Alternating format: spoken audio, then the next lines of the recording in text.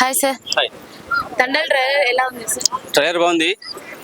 2021లో అనుకుంటా డిసెంబర్లో వచ్చింది కదా లవ్ స్టోరీ.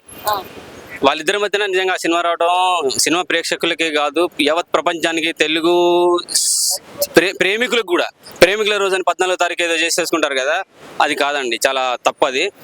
నిజంగా ఈసారి ఆ డేట్ను మార్చడానికి తండేల్ రాజు వస్తున్నాడు. తండేల్ రూపంలో ఫిబ్రవరి 7వ తారీఖు నాడు, అంటే రియల్ లవ్ స్టోరీ అంటే ప్రేమికుల రోజు అంటే ఒక రోజు ముందు తెలపడానికి వస్తున్నాడు.